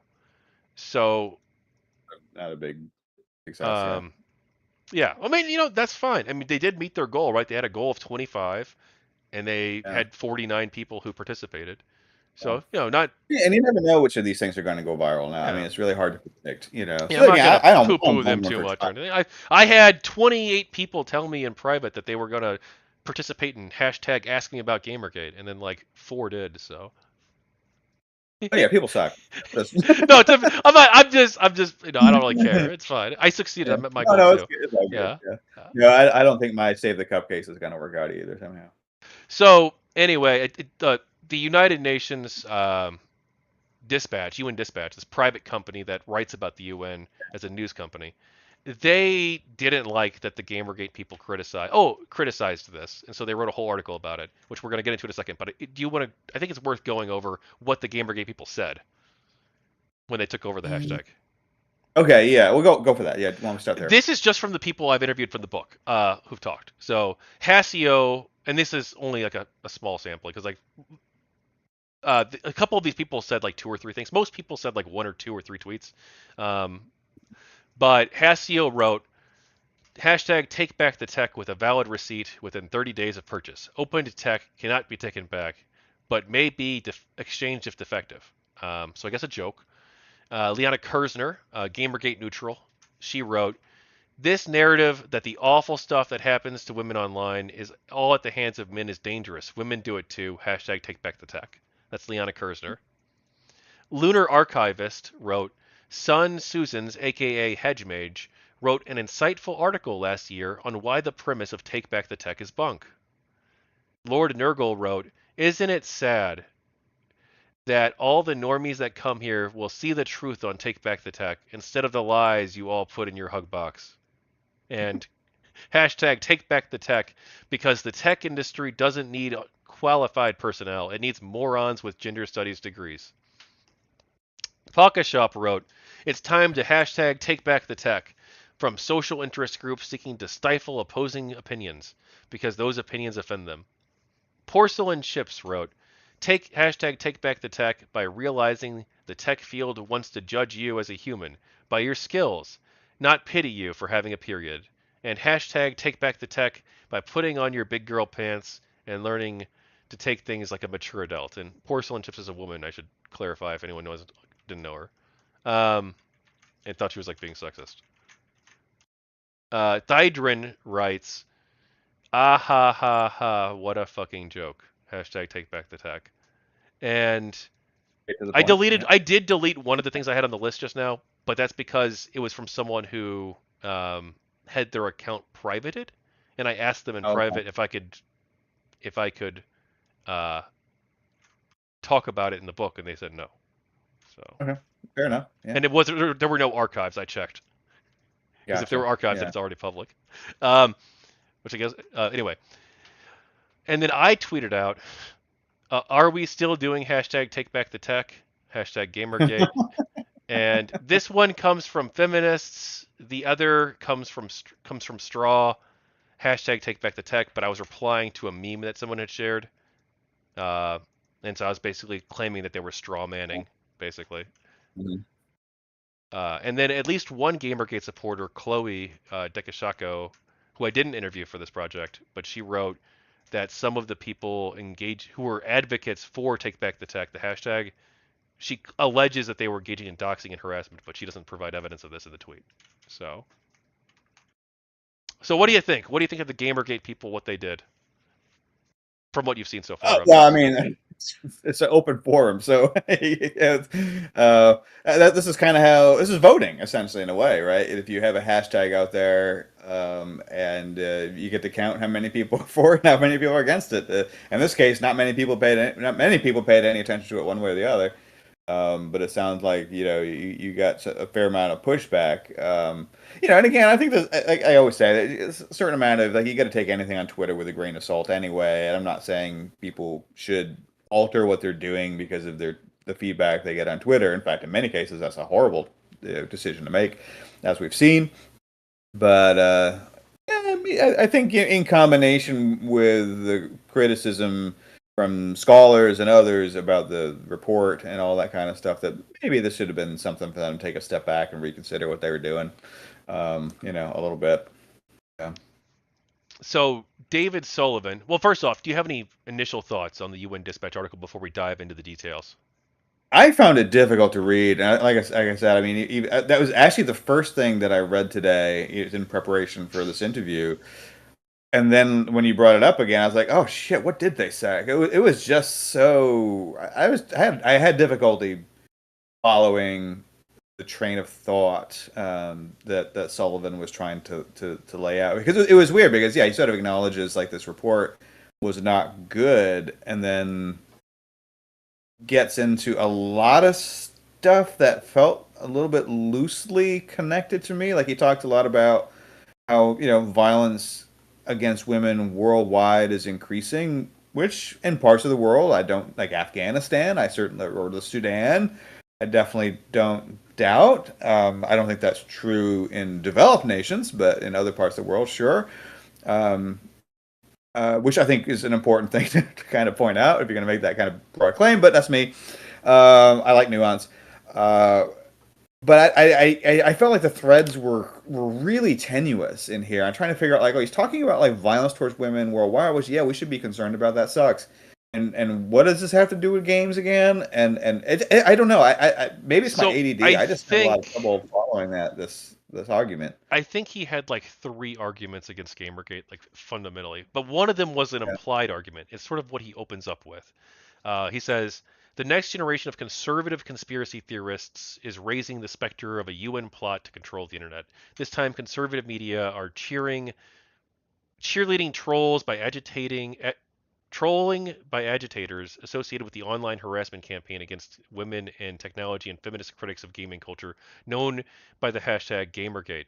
Their latest targets concern a report on cyber violence against women and girls by the UN Broadband Commission for Digital Development, which has spread to an attack on the Internet Governance Forum and the work of vital civil society organization, the Association of for Progressive Communications. So there's a whole it's all over the place. So okay, Yeah, it so is all over the first, place. like let's break it I guess into pieces, right? Um, he says online harassment campaign against women in technology and feminist critics of gaming culture. That's what he defines Gamergate as. I Yep. What do Hmm. you think of him defining it that way? Well, I mean, we've covered this ground, a bunch of times, that that's a very one-sided view of, but it was the narrative at the time, right? This was written in, when was this written? Yeah, 2015. So that was the leading narrative. So he's just following the bouncing ball. I was hearing like journal. I don't remember if this was about Gamergate specifically, but I remember, and again, it might have been Jesse Single and Katie Herzog were talking about this, where they said that they knew someone who saw listservs of journalists when they were talking about how they all had to be on the same page, and using the same talking points about some kind of moral narrative. And I don't know that that was about Gamergate. It might have been, but I don't know that. But it feels a lot like this, right? We're seeing like everybody's saying the same thing, even though that thing is wrong, Mhm. He doesn't or substantiate it. no, but that's just, why bother doing that? I mean, if you just gotta say something as a fact and not bother, if you don't need to cite evidence, then why would you? Particularly if the evidence is inconvenient, right? Mhm. So I think this was just. I mean, the way I heard it described was almost like this was like a not certainly a conspiracy, but just kind of like social pressure was for journalists to all describe things like Gamergate and maybe including Gamergate specifically, all in a very specific way. And that the social pressure was that you were not allowed to use any kind of nuance in that kind of description. So I'm guessing that's why we're seeing the same wording showing up more or less the same way in each of these news pieces in 2015. And it so is, and I'm of two minds on this, Chris. I think maybe I'm being too biased. So I wrote here that Sullivan in the article is implying that Gamergate is right wing, Hmm. but he doesn't actually say that at any point. Yeah. So is he actually implying it, or am I being a special snowflake who's looking for things to be offended by and putting that in there to cast extra aspersion when I shouldn't? I mean, I would say, yeah, he's implying it. I mean, the way he words it is that conservative media is cheerleading this thing. Hmm. So I guess you could say he's put something of a fire break in there, or Yeah. maybe conservative media are cheerleading a bunch of progressives, maybe, who are doing the Well, I harassing. mean I that mean, that I is mean, like I guess fundamentally right. They were cheerleading like a neutral, nonpartisan movement. yeah, they were, uh, but yeah. I mean, I guess But I don't think I don't think that's the case but he's he, trying to he make he here. probably should Yeah. have like just be a little bit more careful on how you describe things in the future, like assuming it's an honest mistake. Yeah, Um, and then he says Breitbart. So that's the that's link the he's got for conservative. the. Well, he's got a couple other conservatives who criticize the UN Yeah. report too, but like, yeah. Well, I mean, Um, and I'm not a conservative to be but a fair, bunch of but people my criticize the UN report. Everybody did, I think. yeah, well, that, yeah, but also like Breitbart, my impression is even for conservatives was lunacy, at least in 2015. I I mean, I think thought so. they I were they were mean, like way out there. It's sort of like picking like I don't know the New Republic and saying that represents all liberals, kind of a thing. Is like or I don't know what's the Marxist well, paper I know what I mean? Like it's something like way out on the edge and saying this represents all conservative media. I mean, he could have just said Breitbart, you know. so I do want Um, to. I think he had a couple other examples in there too. I don't think it was just Breitbart. I think he criticized a couple places. Um, Or maybe. I'm just linking on where he has that wording. Conservative media are cheerleading. He's got Breitbart there. so, but he also his other arguments too. So it's like one of his arguments is that GamerGate is this harassment thing. The other thing, I guess, is he implies maybe that he thinks it's right wing or he doesn't clarify for the reader. And then like the third aspect, I guess, it's two different parts. He claims that like GamerGate has like a bad target. That GamerGate were like GamerGate people were like shooting themselves in the foot almost. It seems like um, because they chose such a bad target by going after these two specific hashtags. One of them was the Take Back the Tech one. The other one was this other one that I maybe didn't finish all my research on this because it's a lot to do. Uh, but there's this other hashtag too. Imagine a feminist internet, and some people made jokes about this too, including some GamerGate people. Um, but he thinks that basically the Gamergate people were doing themselves and like their own cause a disservice by going after the wrong targets, by choosing these two specific hashtags to take over, I guess, or not take over, but participate in, right, in a way that was criticizing them, I guess you could say, Yeah. or These are making joke sacred or whatever. cows. Yeah, but These are like sacred is there cows. Yeah. anything to this David Sullivan claim like argument that the Gamergate people they chose their targets poorly in these two cases?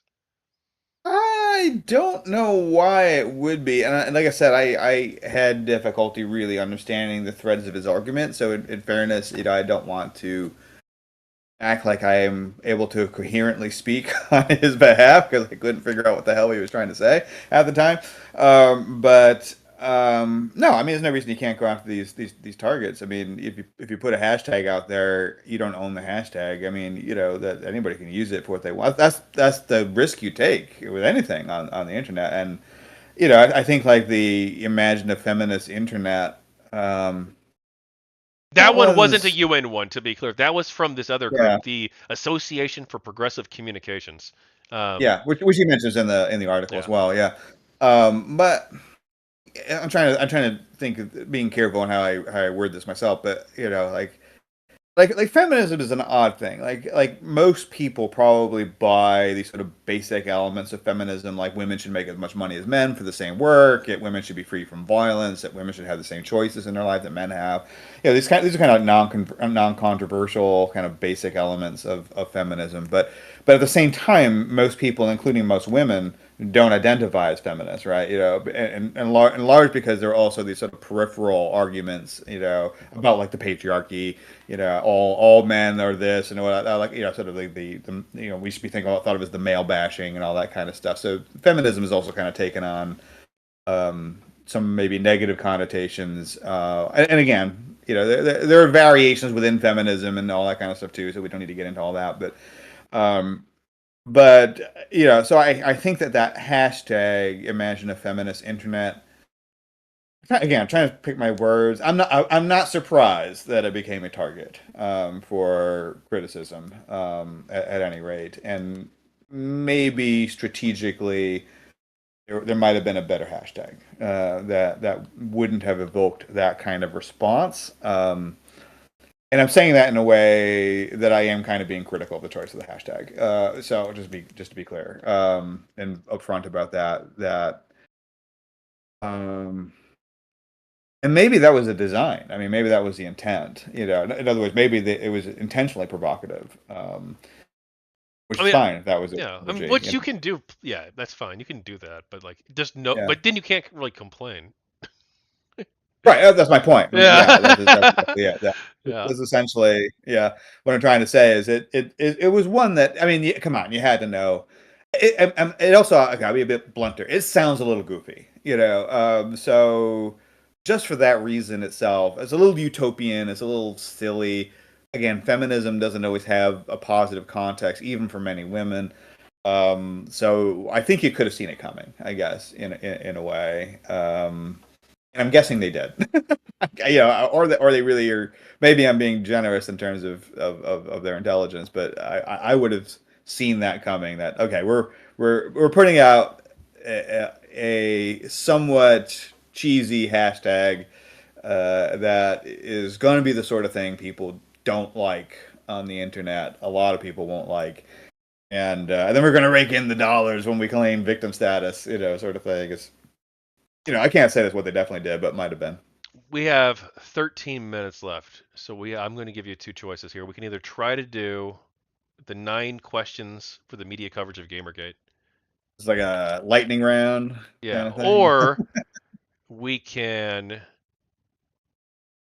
we can focus more on the UN Dispatch article, or and do light items, or just like chill out for 5 minutes if we have left over. Yeah, we could. Wait, why don't we do that? Okay. That sounds chilling out. Sounds like fun. All right. All right. I went to the United Nations actually. I went to the UN The last viewers are year. gonna love this, by the way. We're like, so how's the kids? Kind of thing. No, I just went last year. My parents, they as a Christmas gift to my brother and me, uh, they last year or I guess a Christmas gift the year before, I guess really, um, they were like, we're gonna go on a New York trip together as a family, and that was awesome. Nice. We saw the United Nations. I saw EE, my friend, Yizang, who I've talked about in the project, um, Yeah. and it was a really cool experience. I loved it. I like the UN as a concept, and I like the good stuff that they do. I don't know about the cyber violence report. I haven't read it, but I remember at the time everyone criticized it, including me. I think. But the value of the United Nations, its primary chief value, in my view, is really its inclusion. Right? It's we're going to bring in all these different countries that all disagree with each other, have completely different systems of government, and we're going to have a forum where they can all talk and try and solve their problems diplomatically and peacefully, and try to solve the problems facing humanity. in a way through diplomacy rather than violence. Yeah. Hmm. And in order to do that, they include a bunch of countries that don't live up to the stated values that they in their charter, Hmm. right? Like North Hmm. Korea and China and Saudi Arabia, Hmm. except for Taiwan, which they don't include. Um, Worth noting. Yeah. Well, they switched. They used to include. They used to have Taiwan. My memory is they used to have Taiwan, and they switched it to the People's Republic of China. Yeah. Yeah, at some point, which maybe was a mistake. Yeah. Well, I understand like that the people of China weren't represented at all. I guess well, Yeah. they were right by the. It's a whole. That's a whole separate. Do we? It's a mess. Do you want to It's go a there? mess. Two non-political scientists trying to talk about recent Chinese history, which I'm actually happy to do. I love talking about Yeah. history. Yeah. I do know something about like the whole But Chinese Civil the War and all that kind of value stuff. of the UN is inclusion. And Yeah, if you're an organization like UN Dispatch, whose goal is to report on the United Nations and make sure that it's living up to its values, yeah, then like probably you should practice the value of inclusion yourself. And you didn't include the GamerGate perspective in this at all. yeah. Hmm. They failed. They failed.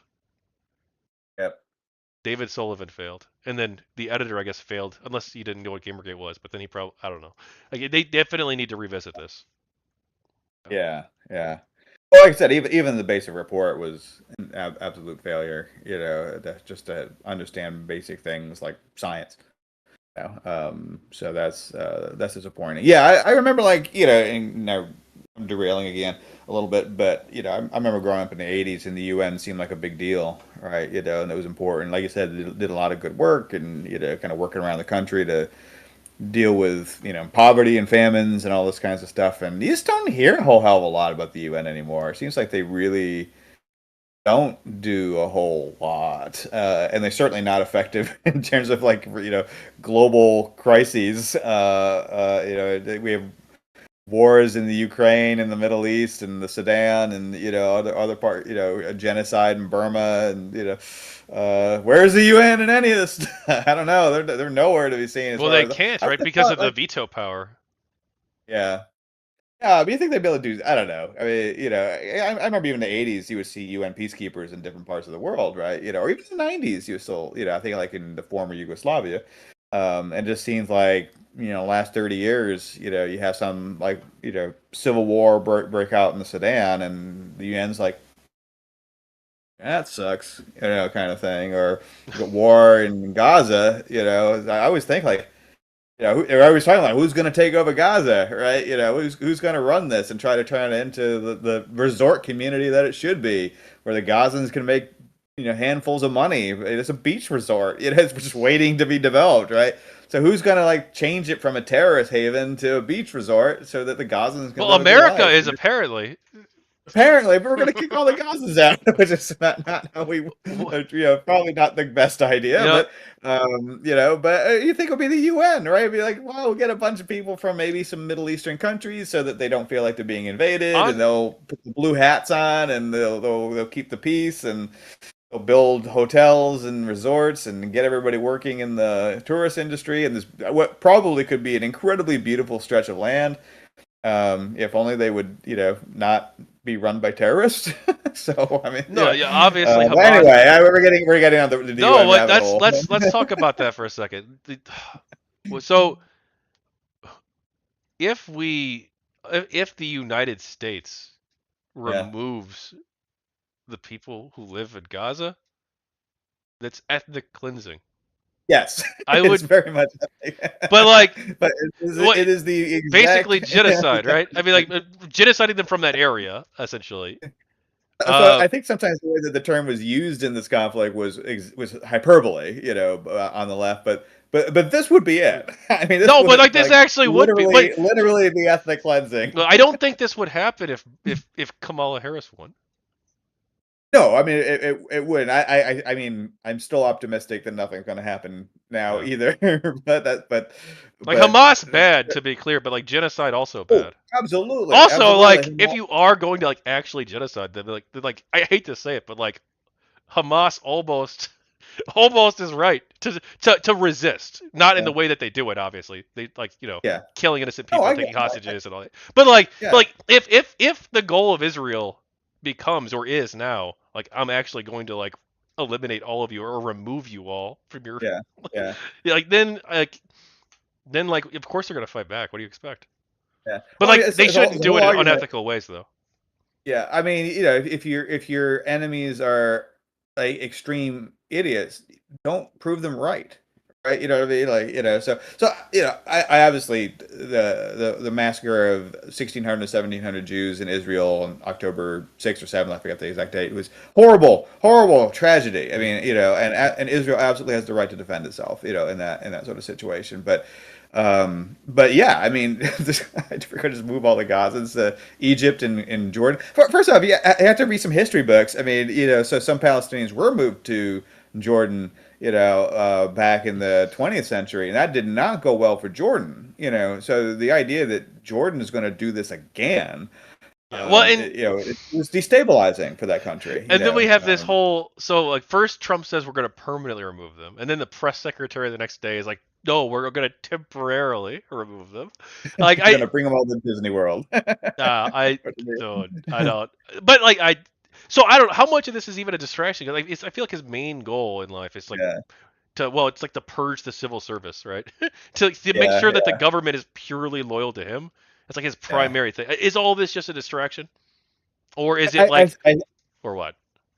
I think Trump is absolutely a chaos agent, right? I mean, obviously, the one thing that makes me not worry too much about it is this sense of not taking what he says terribly seriously. Which I understand people are going to say, well, that's dangerous. You never know. One of these times it might come true. Yeah, I understand. I get that. I understand. And that's why I say I'm optimistic. I don't think that Trump is really going to move like U.S. Marines to Gaza and remove all of the Gazans from Gaza. Or, I don't think Israel's really going to move in and move all the Gazans out of Gaza either. So I'm optimistic. This is some kind of paranoid fantasy that that's and I'm hoping I'm right. So I will be horrified if I'm wrong in this situation. Oh, But you wrote a uh, book. oh yeah, I did write a book. Okay, so yeah, now okay, sorry Palestinians, we're done. No. Well, you can finish your point on Palestine. Finish your point. Finish your point. No, I'm being edgy, I guess. No, it's as I said before, this whole situation.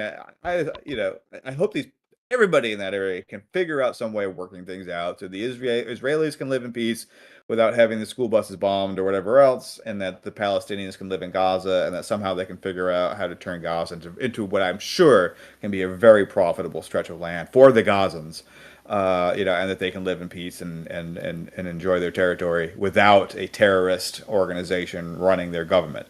That would all be lovely. I would love to see that happen to them. But that's really my very controversial take on the Israel-Palestinian crisis. I just would love to see everybody get along and not die.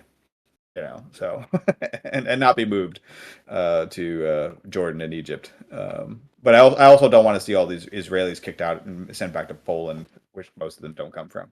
Either, but True. yeah. So the argument has been made in both directions, I guess. In fairness, and it's equally crazy in either direction. But yeah, so I know, and we've only got a few minutes, but I do have a book. It's a young adult novel, The Secrets of Grimoire Manor. It's a gothic horror novel. So if you like gothic horror, it's I think it's pretty awesome. And it's again, it's The Secrets of Grimoire Manor. You can find it on Amazon or wherever you buy excellent books. I'm probably really bad at marketing, so Me too. Don't feel it's a too great bad. it's a great book. You should definitely buy it. Well, what's it about? Oh, so this is where I'm terrible at marketing. My wife always criticized me for it. So let me. I'll just read which I know is incredibly boring. So I'm just going to read the description of it because I always stumble when I try to describe it. So the description is I have to read this in some sort of like dramatic voice, whatever. But so this is like the back of the book thing. It says at 14, Naveen Turner believed foster care was the epitome of despair. However, her perception changes completely when she is sent to the mysterious Grimoire Manor for orphan girls. Naveen discovers that Grimoire Manor is filled with cranky teachers, abandoned attics, and 4 generations worth of anguished and tortured Grimoire family souls haunting their former home. Barely settled in, Naveen finds herself mysteriously whisked to the city of Prague in the year 1888. There she is saved from a murderous ghoul by Xanthi Halrua, an eccentric physicist and ghost hunter. From Xanthi, Naveen learns the trade of ghost hunting.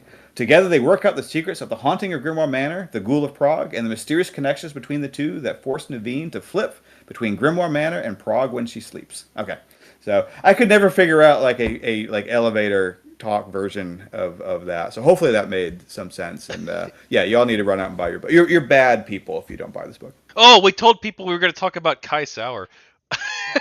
Which we have Oh, 30 seconds. We have 1 minute. Let's do it. Okay. So, what do you think of the Finnish diplomat who sometimes represents Sweden talking about Gamergate at the United Nations but not understanding what it is? oh yeah, and I'm trying to remember everything that he had. I think it's kind of the same thing, right? I mean, it's just like he has this really one-sided view of all this stuff, Hang right? on. I'm pulling it up right now. Yeah, You gotta go. You gotta go. for like a minute over, it's no big deal. All right. All I want it to be like, my opinion is, and then the screen goes blank. right. Hey, you did that before. Uh, well, almost. That was Kind of. that was a that was a group chat though. That was He different. went on to say that female games journalists and researchers were subjected to online harassment, including threats, rape threats, cyber stalking, and blackmail, citing the quote Gamergate events unquote, in which several women around in the global video game industry had been targeted. That's what Kai Sauer said. Well, it doesn't even show his what he said. It just says he talked about it basically, and like apparently he's of the view of that, or maybe it's the person who wrote the UN press Yeah, release like putting that in there, and he didn't even say that at all. Maybe it could be yeah. right. It could. But anyway, It I said we'd talk yeah. about it. We talked about it. What do you think of Kai Sauer talking about it? Bad. If he got it wrong, even we don't even know based on how this is worded. Yeah, Um, yeah, yeah, yeah, yeah. I It's all think the same. All these people yeah, don't know what the hell they're talking about. yeah. They just Kai, hit me up. Hit me up. We're gonna talk. they're playing to an audience. They're playing to an audience. All right. Anything else you got for me for today? So, whole people who don't like games. No, I think that's it. Thanks again. Thanks for letting me pitch my book again. Secrets of Grimoire Manor, Amazon. Yeah. Go buy a copy. Help.